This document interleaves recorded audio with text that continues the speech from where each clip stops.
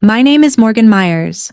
I am 32 years old, and for the last 4 years I have sent my parents $2,000 every single month. That is $96,000. I counted. On my wedding day, the one day in 32 years I asked them to show up, not one of them came. I called my mother from the parking lot in my wedding dress. She answered on the fourth ring, and the 3 words she said ended everything between us. But what happened 30 minutes later, when my father checked his bank account and realized what I had done, that is when he truly lost his mind. Before I tell you what happened, please take a moment to like and subscribe. But only if this story genuinely resonates with you. Drop your location and local time in the comments. I would love to know where you are listening from. Now let me take you back to the summer of 2021, when my father came home from work for the last time. I grew up in Scarborough, Maine, a suburb south of Portland, where the lawns were always cut and nobody talked about money unless it was someone else's. There were 2 of us, me and my younger sister Jolene, 4 years apart. Same house, same parents, completely different rules. I was the straight A student. Scholarship to UMaine, then medical school. I never asked my parents for $1 after my 18th birthday. Not for tuition, not for rent, not for groceries. I worked 3 jobs during undergrad: tutoring, campus bookstore, weekend shifts at a nursing home. Nobody told me to. I just understood that this was what was expected of me. Jolene was different. Jolene dropped out of community college twice.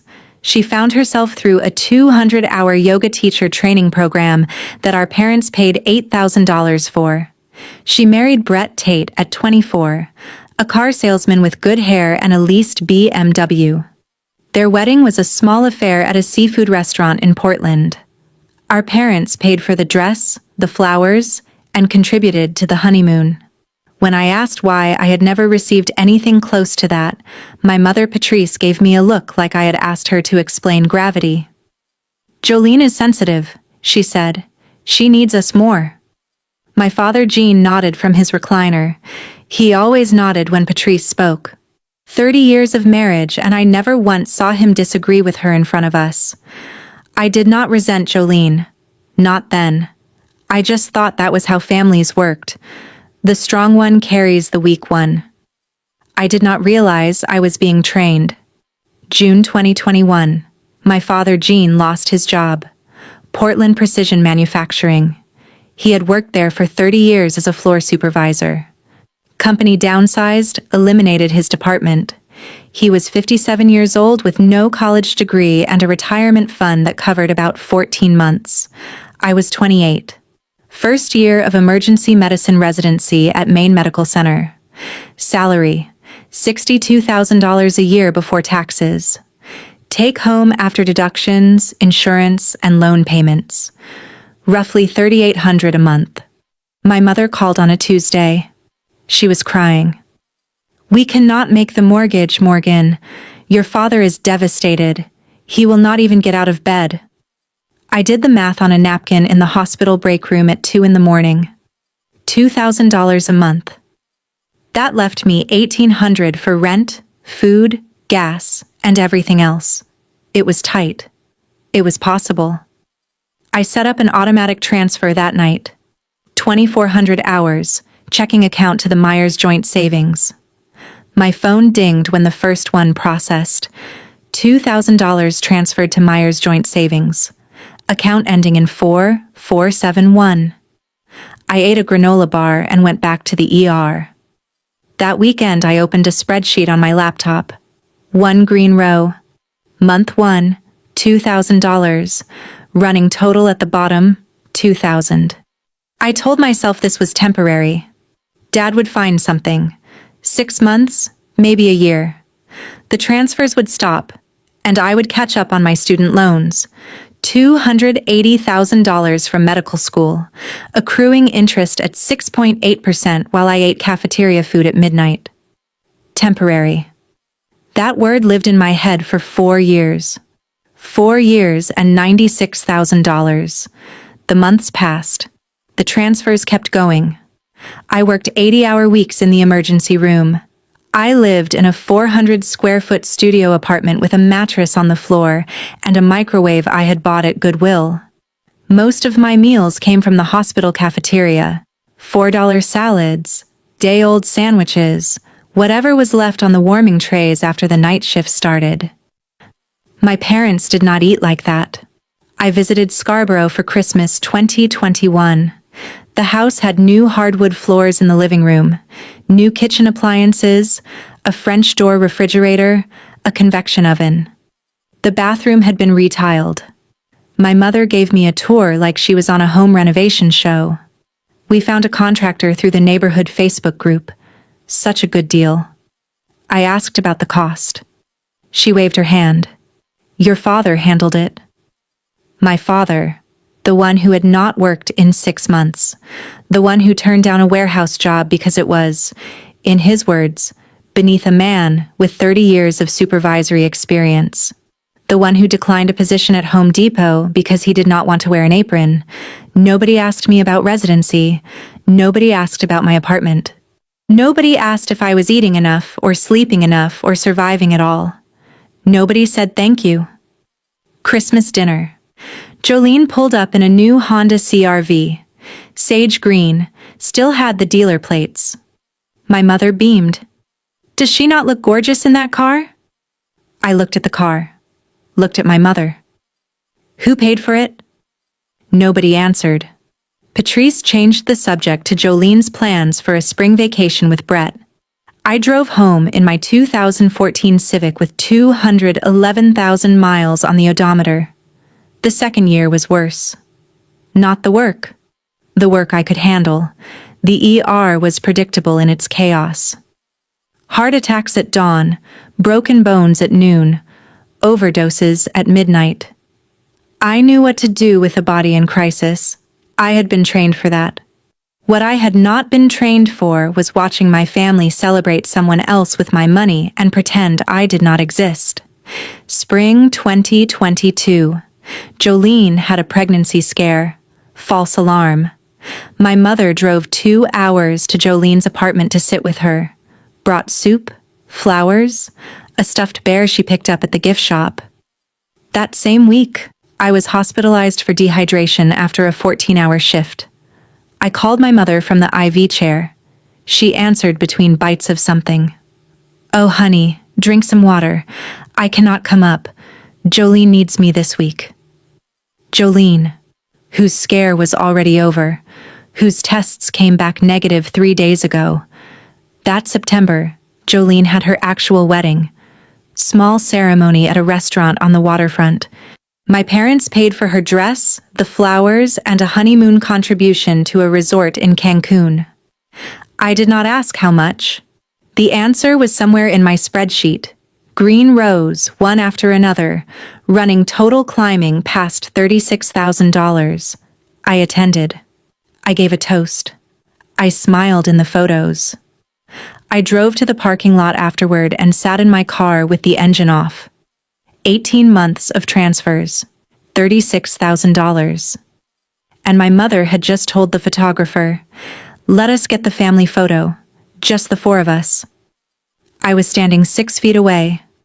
The 4 of them smiled. The camera flashed. I was not in the frame. Spring 2023.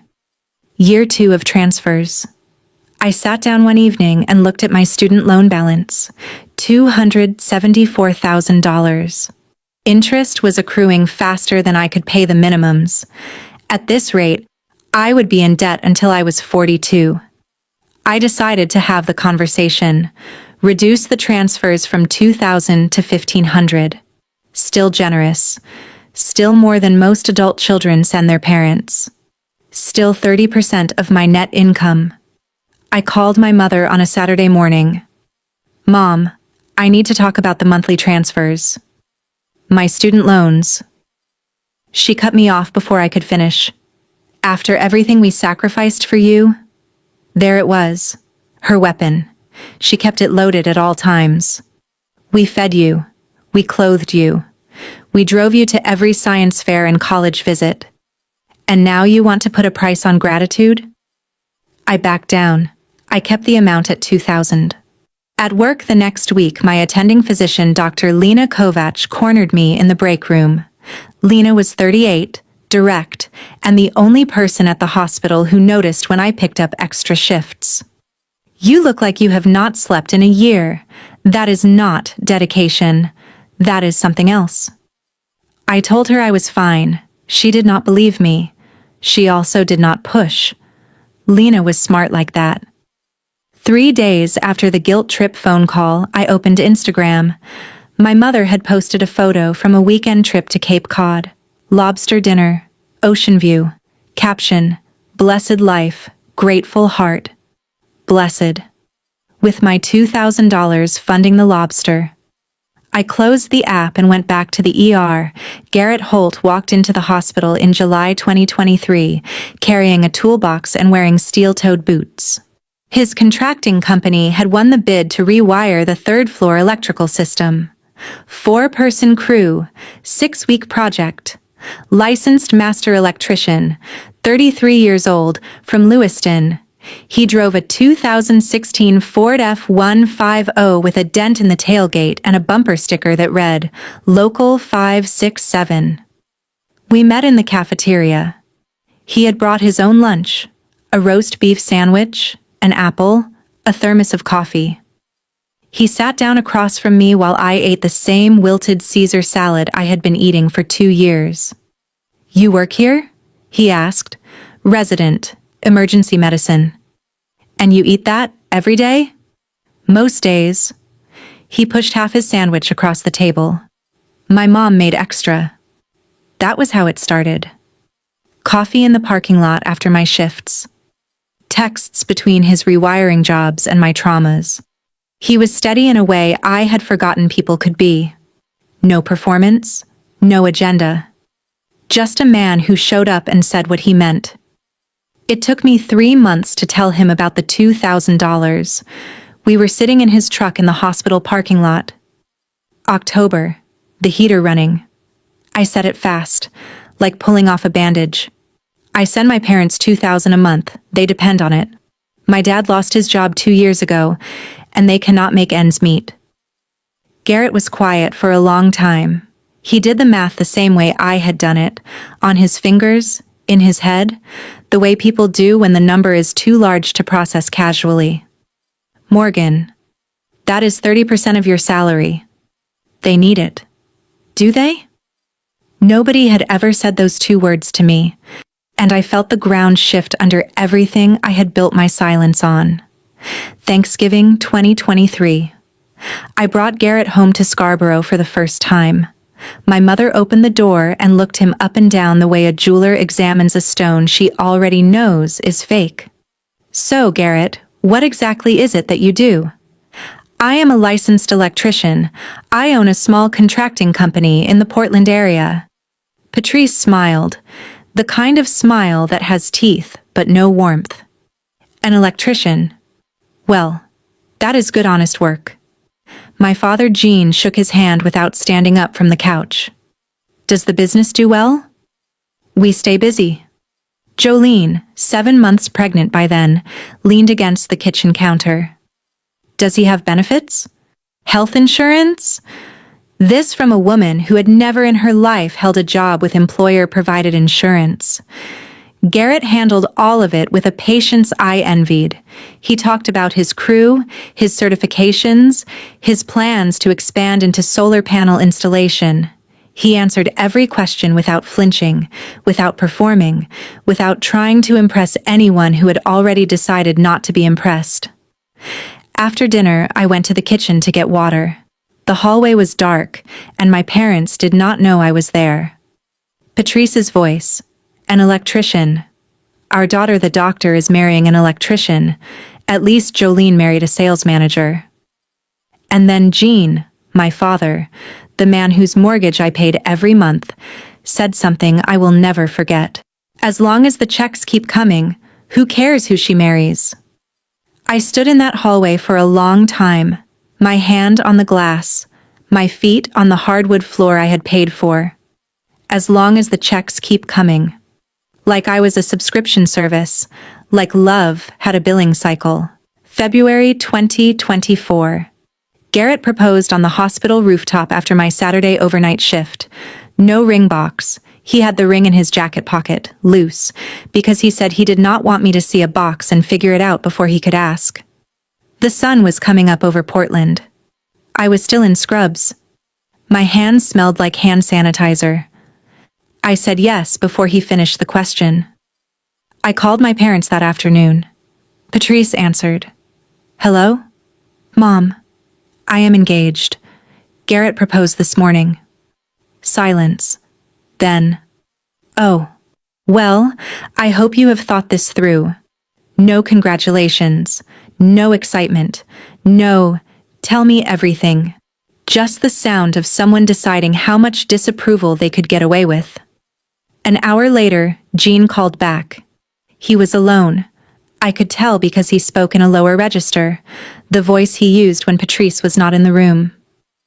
Morgan, I need to talk to you about something. This wedding. It better not affect our arrangement. You know what I mean. Dad, I am getting married. I am planning a wedding. Things might need to adjust. Adjust? His voice dropped. Not angry yet. Something before angry. The sound of a man calculating how much he stands to lose. We depend on you, Morgan.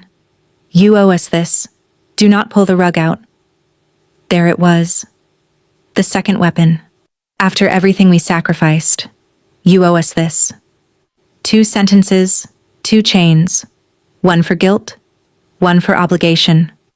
I hung up and sat on the couch with Garrett. I told him what Gene said.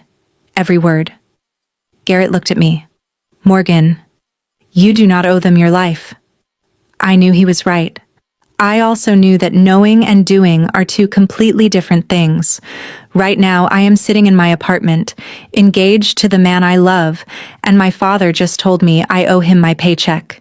If you have ever been in a position where your family treated your generosity like a bill, like something they were owed, then you understand why my hands were shaking. Stay with me. Because what I found out next changed everything. March through May 2024. Garrett and I planned a modest wedding. We found a barn venue in Kennebunkport. White clapboard, string lights, a view of the river through 100-year-old windows. Capacity for 85 guests. October 19th, a Saturday. Total budget, $28,000. Garrett's savings and my tax refund. No family money, no parental contribution. Every dollar earned and accounted for. I invited my mother to help me choose a dress. She had one answer for everything that spring. I am busy. Jolene's nursery needs painting. Jolene's nursery. Jolene's registry. Jolene's prenatal appointments. My sister had become a full-time occupation for my mother, one that conveniently left no hours available for my wedding. I sent save-the-date cards to everyone. My parents received theirs in mid-April. No response for 2 weeks. Then a text from Patrice. October is difficult. Jolene is due in November. I need to be available. October. 5 months before November.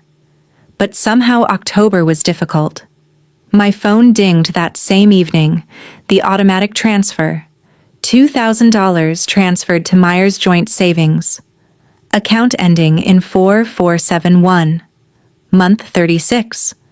Running total on my spreadsheet. $72,000. I stared at the notification on my phone, the way you stare at a receipt for something you no longer want but cannot return. $72,000. My mother could not find one weekend in 5 months for my wedding. But she had time for Jolene's nursery, Jolene's doctor visits, Jolene's everything. I put my phone down and picked up the guest list. 85 names. I started addressing envelopes at the kitchen table while Garrett heated up leftover pasta. This was my wedding. Mine and Garrett's. And the people who wanted to be there would be there. July 2024. Jolene's baby shower. My mother organized it the way generals organize campaigns. Rented venue at a hotel in South Portland, catered. 40 guests, pink balloon arch, a 3-tier cake with baby girl Tate written in fondant script. I drove 2 hours to attend. I brought a gift. A baby blanket I had crocheted between overnight shifts. Seafoam green. Took me 3 weeks of stolen minutes in the break room, hooking yarn under fluorescent lights while monitors beeped behind me. At the shower, my mother stood in front of the room and gave a speech. She was radiant. Voice steady, eyes shining, the performance of a lifetime. "Jolene, you are the light of this family.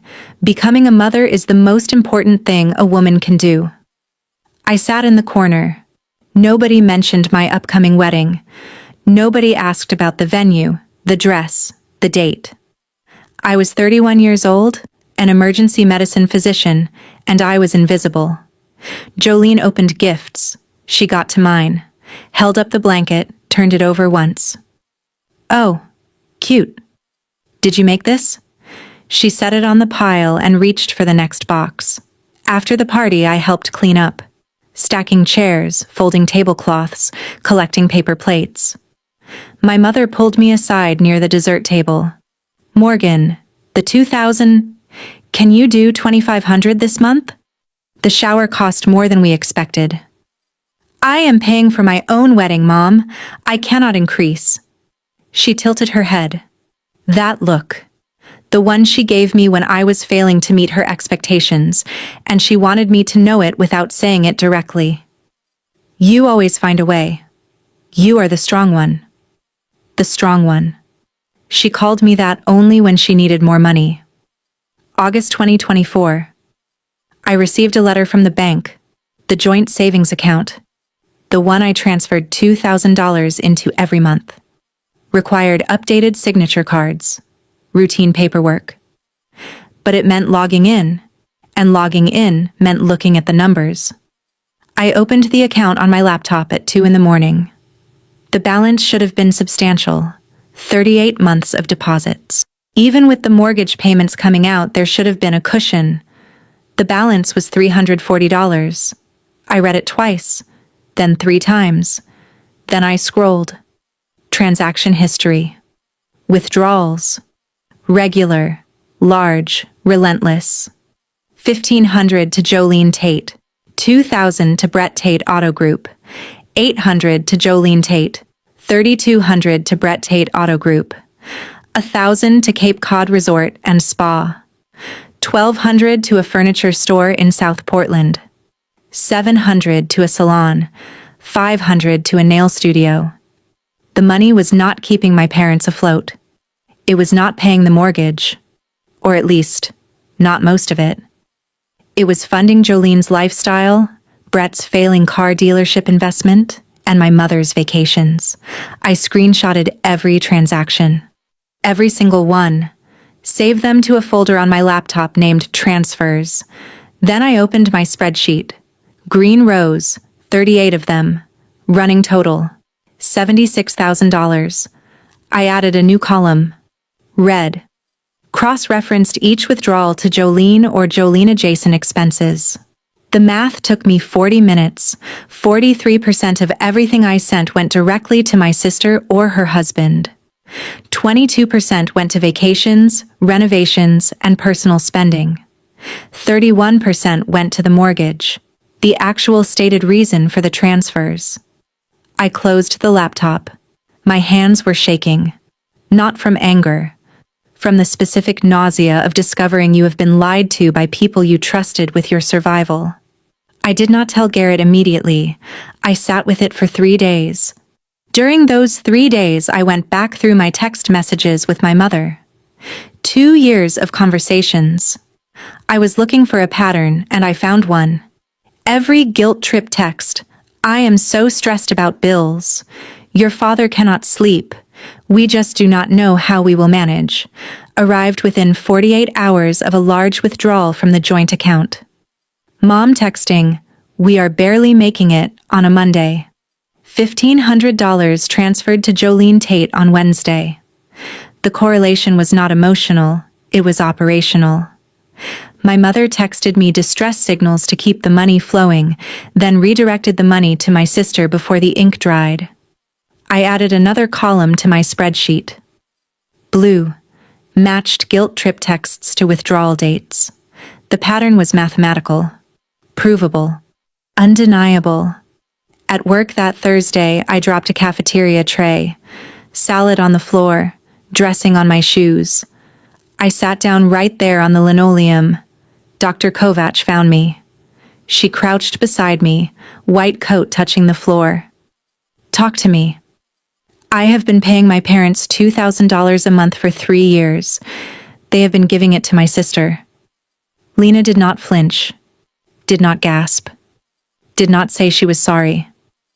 She sat down next to me, back against the vending machine. What are you going to do? I do not know yet. Yes, you do. You just have not said it out loud. We sat there for a while. The cafeteria hummed around us, trays clanging, conversations drifting. Normal sounds for normal people on a normal Thursday. I was not normal anymore. I had the numbers, and numbers do not lie even when mothers do. I showed Garrett the bank statements on a Saturday morning. We were at his kitchen table, coffee going cold. He scrolled through the screenshots slowly. His jaw tightened. He did not yell, did not curse. Just breathed through his nose the way he did when he was processing something too large for words. 43% to Jolene, he said. And they told you it was for the mortgage. Yes.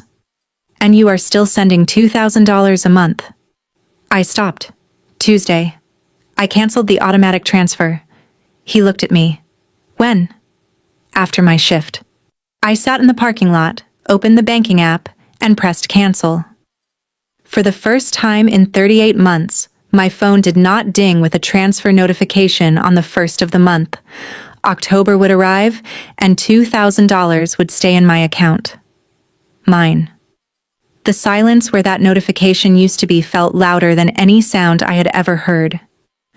Garrett reached across the table and put his hand over mine. Are you going to confront them? Not yet. Not before the wedding. I need to get through October 19th first. He nodded. Then we get through October 19th. He did not tell me what to do. He did not strategize or plan or map out consequences. He simply aligned himself next to me and said we. That was enough. I closed the laptop. The spreadsheet saved automatically. Green rows, red column, blue column, running total at the bottom in bold.